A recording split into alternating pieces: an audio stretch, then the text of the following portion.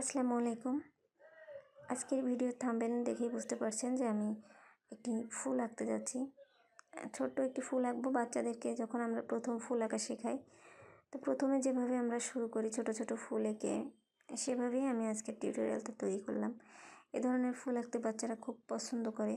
আর যেহেতু ছোট ছোট ছবি, এগুলো আপনাদের ছোট বাচ্চাদের জন্য খুব উপকারে আসবে। আপনারা টাইমলাইনে রেখে দিবেন, ওদেরকে এগুলো আস্তে আস্তে শেখাবেন, দেখবেন যে ওরা অনেক খুশি হয় ছবি আঁকতে।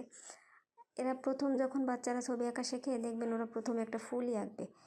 এটাই ওদের সব বাচ্চা, শুধু সব বাচ্চা না, আমরা যখন ছবি আঁকা শিখেছি আমরাও এভাবেই প্রথমে ফুল আঁকা শুরু করতাম। তো আমরা তো তখন বুঝতাম না, গোল দিয়ে চারপাশ দিয়ে পাপড়ির মতো দিয়ে ফুল আঁকতাম। তো আমি যেভাবে আজকে আপনাদেরকে দেখাচ্ছি, এভাবে আপনারা যদি একটু চেষ্টা করেন তাহলে বাচ্চারা খুব সহজে এ ধরনের ফুল আঁকা শিখতে পারবে।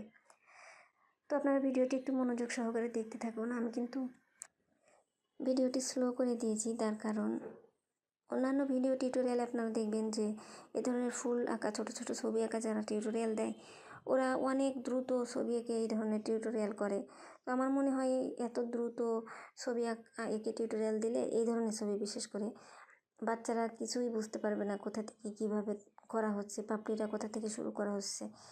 এ কারণে আমি একটু স্লো করে এই ধরনের টিউটোরিয়ালগুলো তৈরি করি, যেন শিখতে পারে এখান থেকে দেখিয়ে যে কীভাবে ফুলগুলো পাপড়ি কোথা থেকে শুরু করতে হবে, গোলটা কোথা থেকে দিতে হবে। আজকে আমি যেভাবে কথা বলছি, আপনাদের হয়তো দেখে মনে হচ্ছে যে কথা বলতে আমার বিরক্ত লাগছে বা কথা বলতে ভালো লাগছে না। আসলে তাই বিরক্ত লাগছে না, আসলে কথাই বলতে ইচ্ছা করছে না, মনটা খুব বেশি ভালো না। আসলে মানুষের মন ভালো না থাকলে সব থেকে বেশি চুপচাপ থাকতেই ভালো লাগে। সবার ক্ষেত্রে একরকম হয় না, কিছু মানুষ আছে চেঁচামেচি করে, অনেক চিল্লাপাল্লা করে। আমি মন খারাপ থাকলে সাধারণত একটু চুপ থাকতেই পছন্দ করি, কথাই বলতে ইচ্ছা করে না। এই ভিডিওটি আমার আগেই তৈরি করা ছিল, তা না হলে আমি ভিডিওটি পোস্ট করতাম না, আপলোডই করতাম না। মন ভালো না থাকলে আসলে কাজ করতেও ইচ্ছা করে না। এটা তৈরি করা ছিল, শুধু ভয়েস দিয়েই আজকে আপলোড দিয়ে দিচ্ছি। তা না হলে আমি আজকে নতুন কোনো ভিডিও টিউটোরিয়াল আপনাদের দিতামই না। আপনারা কে কোথায় কেমন অবস্থায় আছেন আমাকে কমেন্টসে জানাবেন। খুব চিন্তা হচ্ছে সব শিক্ষার্থী ভাই বোনদের জন্য। আপনারা সবার জন্য দোয়া করবেন। তো আপনারা আশা করি আমি যেভাবে আজকে টিউটোরিয়ালটি তৈরি করে দেখাচ্ছি, নিজেরা যদি চেষ্টা করেন, বাচ্চাদেরকে একবার দেখালেই ওরা সহজে এই ধরনের ফুল আঁকা শিখতে পারবে। আমি চেষ্টা করেছি যতটা সহজে সম্ভব এ ধরনের ফুল আঁকা শেখানোর জন্য। এখানে আমি কিন্তু কাঠ পেন্সিল রঙটা ব্যবহার করেছি। আপনারা প্রতিটা ভিডিওতেই জানতে চান যে আমি কী রঙ ব্যবহার করি। আসলে সব ভিডিওতে কিন্তু একই রঙ ব্যবহার করি না। ছবির উপর নির্ভর করে যে আমি কোথায় কী রঙ ব্যবহার করব। বড় ছবি হলে সেখানে মোম রঙ ব্যবহার করি।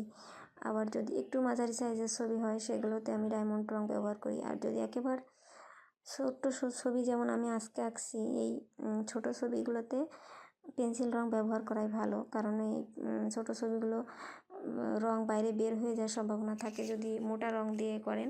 এ কারণে চেষ্টা করবেন এখানে আপনারা পেন্সিল রঙ ব্যবহার করার জন্য। আর আপনারা অনেকেই বলেন যে পেন্সিল রঙ তো গাঢ় রঙ হয় না। আসলে গাঢ় রঙ আপনি কোনো রঙ দিয়েই টান দিলেই গাঢ় রঙ হয় না।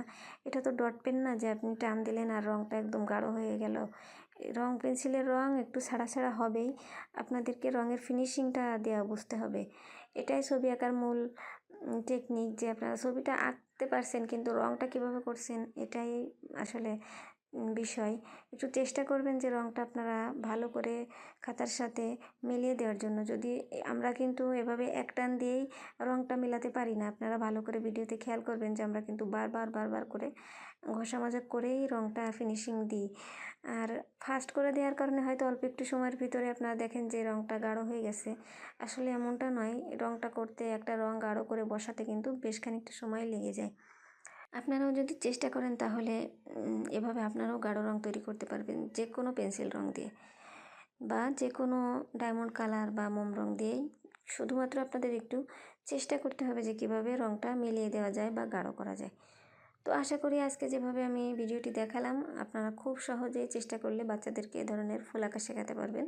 ভালো থাকবেন সবাই, ধন্যবাদ।